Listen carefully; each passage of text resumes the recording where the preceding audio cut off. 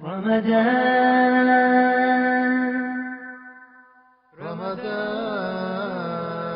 اللہ الرحمن الرحیم وبہ نستعین سبحانک لا علم لنا الا ما علمتنا انک انت العلیم الحکیم رب اشرح لی صدری ویسر لی امری واحلل عقدۃ من لسانی یفقہوا قولی رب اغفر وارحم وانت خیر الراحمین۔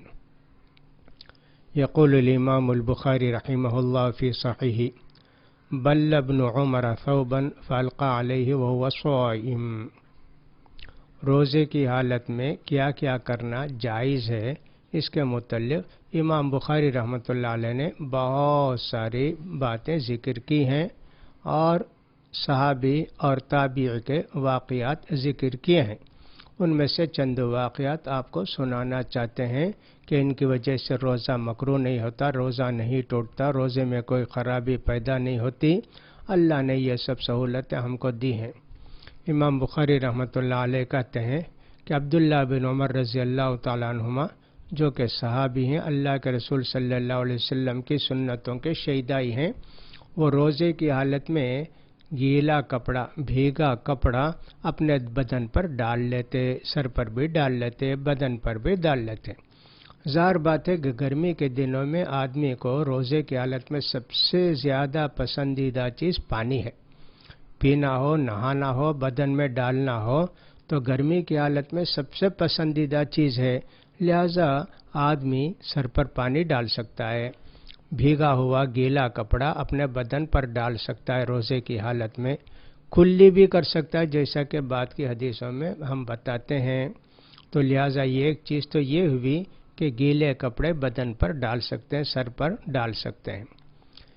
شعبی رحمۃ اللہ علیہ جو کہ تابعی ہیں، وہ کہتے ہیں کہ روزے کی حالت میں نہاتے تھے، وہ ٹائم کچھ بھی مقرر نہیں کہ زوال سے پہلے نہانا، زوال کے بعد نہیں نہانا، ایسا کچھ بھی ٹائم نہیں معلوم ہوتا، لہذا روزے کی حالت میں کسی بھی وقت آدمی پانی نہا سکتا ہے، کوئی حرج کی بات نہیں، اس کی وجہ سے روزہ مکروہ نہیں ہوتا ہے۔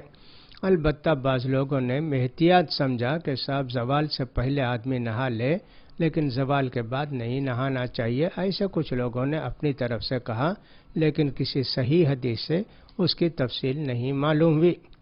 تیسری بات امام بخاری رحمۃ اللہ علیہ یہ ذکر کرتے ہیں، حضرت عبداللہ بن عباس رضی اللہ تعالیٰ عنہما کہتے ہیں اگر کسی کو روزے کی حالت میں ضرورت ہے کوئی چیز چکھنے کی، نمک زیادہ ہو گیا کیا، مرچا کم ہے کیا، اس طرح، تو کہا کوئی بات نہیں، ہانڈی سے کوئی چیز اٹھا کر چکھ سکتا ہے لیکن فوراً تھوک دینا چاہیے۔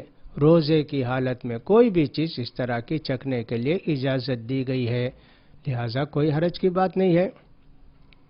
چوتھی بات امام بخاری رحمۃ اللہ علیہ ذکر کرتے ہیں کہ حسن بصری رحمۃ اللہ علیہ فرماتے ہیں روزے کی حالت میں کلی کرنا بھی جائز ہے، ٹھنڈک حاصل کرنا بھی جائز ہے، لہذا بار بار کلی کرتا ہے، منہ سوکھ جاتا ہے تو روزے کی حالت میں کلی کریں، لیکن کلی کرنے کے بعد پورا پانی اچھی طرح منہ سے نکال دینا چاہیے۔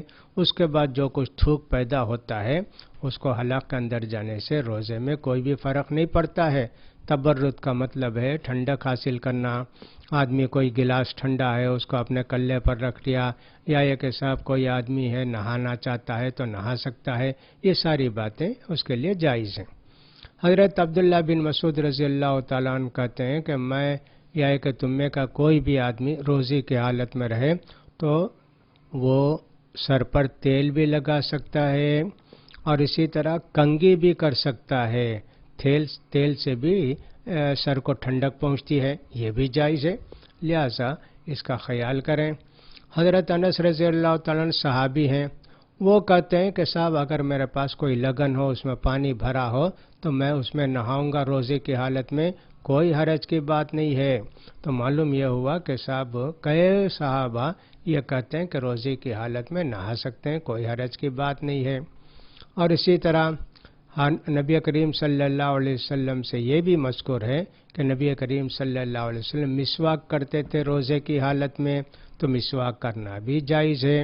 اور اسی طرح ابن عمر رضی اللہ تعالیٰ عنہ صبح کے وقت بھی مسواک کرتے ہیں، زوال سے پہلے بھی، اور آخری وقت بھی مسواک کرتے، اس کے لیے کوئی ٹائم نہیں ہے کہ زوال سے پہلے مسواک کریں، زوال کے بعد مسواک نہیں کرنا، نہیں۔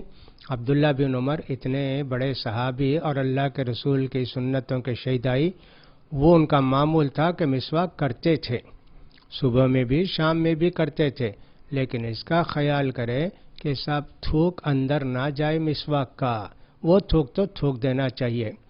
اب مسواک کریں تو بہت اچھا ہے، لیکن اگر کوئی آدمی برش کرتا ہے تو یہ حکم ہے کہ صاحب اس کو جو ہے تھوک دینا چاہیے پوری طرح۔ مسواک کرنا جائز ہے اور اسی طرح برش کرنا بھی جائز ہے۔